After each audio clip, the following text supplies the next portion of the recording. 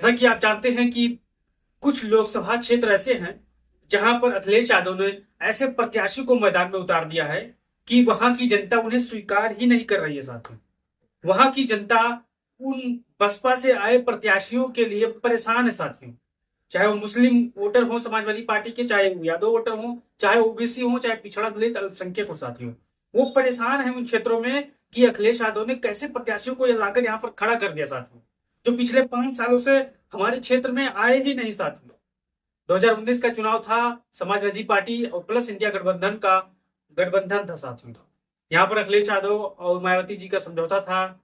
वो समझौते के तहत कुछ ऐसे सीटें निकली जहां पर बसपा ने यहाँ पर अखिलेश यादव के वोटरों के साथ, यानी पीडीए पिछड़ा दलित मुस्लिम वोटों के साथ वहां पर विजय श्री पाई। साथियों, लेकिन मायावती और अखिलेश यादव के रास्ते अलग अलग हो गए। साथियों, आइए जानते हैं कौन से ऐसे वो लोकसभा क्षेत्र हैं जहां पर अखिलेश यादव अगर प्रत्याशी नहीं बदलते हैं साथियों तो लोकसभा चुनाव 100% हार जाएंगे। साथियों, ये मैं अपनी तरफ से नहीं कह रहा, ये जमीनी हकीकत है साथियों। और आप कहीं पर भी लिखवा लीजिए, अगर यहाँ पर प्रत्याशियों को नहीं बदला गया, प्रत्याशियों का सिलेक्शन फिर से नहीं हुआ, तो यहाँ पर ये चुनाव 100% चुनाव हार जाएंगे। चाहे जो आप लिख लीजिए, चाहे जो कर लीजिए, जो मैं कह रहा हूँ सत्य होगा। साथियों, आइए जानते हैं कौन से ऐसे लोकसभा क्षेत्र हैं।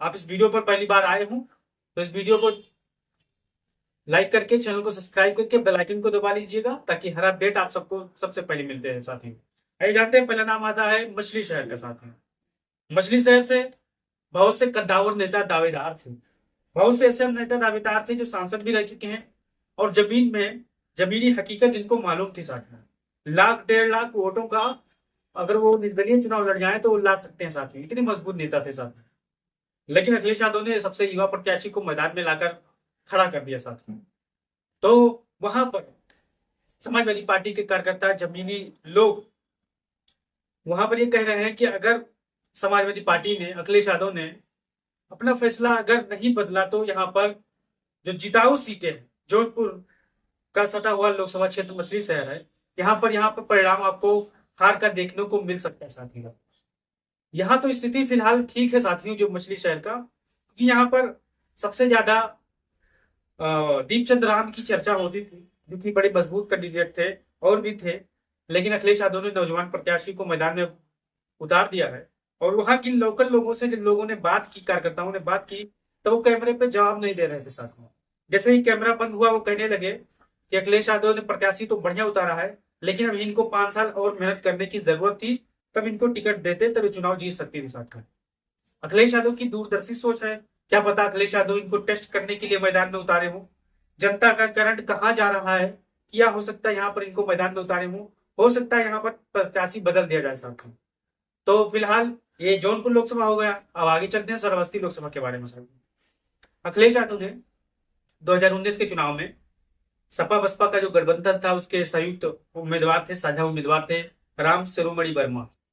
ये चुनाव लड़ते हैं, समाजवादी पार्टी के कद्दावर नेता, दिग्गज नेताओं ने बूथ से लेकर, चाहे वो बूथ कार्यकर्ता हो, चाहे सेक्टर प्रभारी हो, चाहे जिला लेवल के कार्यकर्ता हो, चाहे कार्यकारिणी अध्यक्ष हो, सब ने मेहनत किया, सपा बसपा ने मेहनत किया और राम शिरोमणि वर्मा को यहाँ पर जीत मिलती है 5 से 6 हजार वोटों से। साथ में लेकिन ये साहब पिछले कई सालों से जनता के बीच में गए नहीं। साथ, जनता के बीच में जो उपस्थिति होती है वो शून्य के बराबर थी। साथी उनका, लेकिन बिरादरी से बर्मा आते हैं, बर्मा बाहुल क्षेत्र बहुत है यहाँ पर, लेकिन पिछड़े दलित की आबादी अच्छी खासी है, लेकिन उससे अच्छी खासी आबादी है मुसलमान भाइयों की, ब्राह्मणों के साथ। फिर अभी जल्दी ही अखिलेश यादव ने इनको यहाँ पर लोकसभा का प्रत्याशी बना दिया है। बसपा के थे, सपा बसपा ने, बहुजन समाज पार्टी ने इनको बाहर का रास्ता दे दिया। अब यहाँ पर अखिलेश यादव ने इनको प्रत्याशी बना दिया। अब जैसे ही इनको प्रत्याशी बनाया तब से समाजवादी पार्टी के जिला की कार्यकर्ता थे, नेता थे, इनको उन लोगों को पता नहीं था कि ये प्रत्याशी हो सकते हैं। जब हम लोगों ने उनसे कैमरे पर बात करने चाहिए तो उन्होंने बताया कि यहाँ पर बहुत बढ़िया लड़ेंगे, बहुत बढ़िया लड़ेंगे, जीत जाएंगे, अखिलेश यादव का निर्णय सर्वमान्य है। लेकिन जैसे ही कैमरा बंद हुआ, फिर जो व्यक्तिगत सवाल हुए तो कहा अखिलेश यादव जी ने यहाँ पर हो सकता है टेस्ट करने के लिए प्रत्याशी दिए हो या बाद में बदल दिया जाए।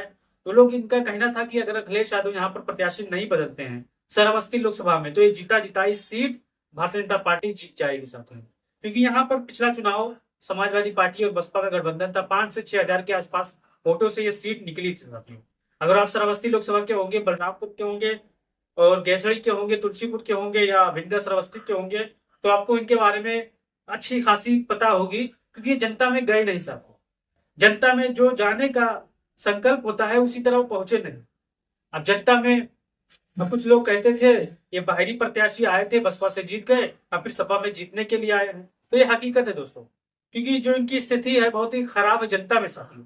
और समाजवादी पार्टी का जो मजबूत वोटर होता है वो मुसलमान भाई होते हैं, यादव भाई होते हैं, दलित होते हैं, पिछड़े होते हैं, अल्पसंख्यक होते हैं साथियों। इन्होंने काफी संघर्ष किया, लेकिन जब इनको प्रत्याशी बनाया गया तो ये मायूस हो गए। इनका कहना था कि क्या समाजवादी पार्टी में कोई ऐसा कैंडिडेट नहीं है जिले में जिनको अखिलेश यादव उम्मीदवार बना दें, क्यों लाना पड़ा।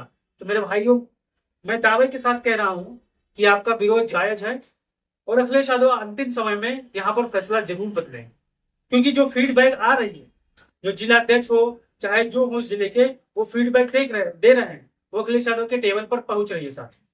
जो समीकरण बन रहे थे पूरे लोकसभा क्षेत्र में, दोनों जिले के जिला अध्यक्ष जिस प्रकार से रिपोर्टिंग करते हैं अखिलेश यादव को, वो बहुत ही महत्वपूर्ण भूमिका निभाते हैं साथ में। अब यहाँ पर कौन से ऐसे प्रत्याशी हो सकते हैं जिनको अखिलेश यादव टिकट दे सकते हैं साथियों, ये भी मसला है। अखिलेश यादव और पढ़े लिखे नेता हैं, सुलझे हुए इंसान हैं। अखिलेश यादव करंट चेक कर रहे हैं साथियों, श्रावस्ती लोकसभा में कौन सा ऐसा प्रत्याशी दावेदार है कि जिनको मैं यहाँ पर टिकट दे दूं, चुनाव जीत जाए साथियों। आपने देखा होगा, मेरठ में देखा होगा, रामपुर में देखा होगा, मुरादाबाद में देखा होगा, और आपने सुल्तानपुर में देखा होगा, और ऐसे क्षेत्र है जहां पर अखिलेश यादव अंतिम समय में अपना फैसला बदल देते हैं साथियों। तो घबराने की कोई जरूरत नहीं, क्योंकि अखिलेश यादव के पास रिपोर्ट पहुंचती है हर चीज की, हर लोकसभा क्षेत्र की, कि कौन सा प्रत्याशी वहां पर क्या कर रहा है, चुनाव लड़ने में माहिर है या नहीं माहिर है। अखिलेश यादव अगर इन पर भरोसा जताते हैं, चाहे वो समाजवादी पार्टी के दावेदार हो, चाहे कांग्रेस के दावेदार हो जो टिकट मांगने के कगार पर हो, नामी चेहरे हैं, जिला पंचायत जिले बलरामपुर जिले के सबसे मशहूर नेता भी रहे हैं, चाहे वो रिजवान जहीर का नाम हो, चाहे वर्मा जी हो जो समाजवादी पार्टी में है, इंदिरानी वर्मा के रिश्तेदार हैं शायद, उनका भी नाम हो। लेकिन अगर समाजवादी पार्टी अपने घर की प्रत्याशी को टिकट देती है तो यहाँ पर ये चुनाव जीत जाएंगे साथ में। अन्यथा अगर इनका टिकट बदलाव नहीं हुआ तो यहाँ पर समाजवादी पार्टी लगभग मान के चलिए बहुत ही बुरी तरीका से यहाँ पर चुनाव हारेगी, और ये हकीकत है साथियों। क्योंकि मैं इस जिले से आता हूँ, मैं इस लोकसभा श्रावस्ती से आता हूँ, और मुझे नॉलेज है हर चीज की, हर उस 5 विधानसभाओं की नॉलेज है। वोटों की गिनती में आपको बता सकता हूँ कि कौन सा विधानसभा क्यों हारा था, किस लिए हारा था, कौन हराया था साथियों।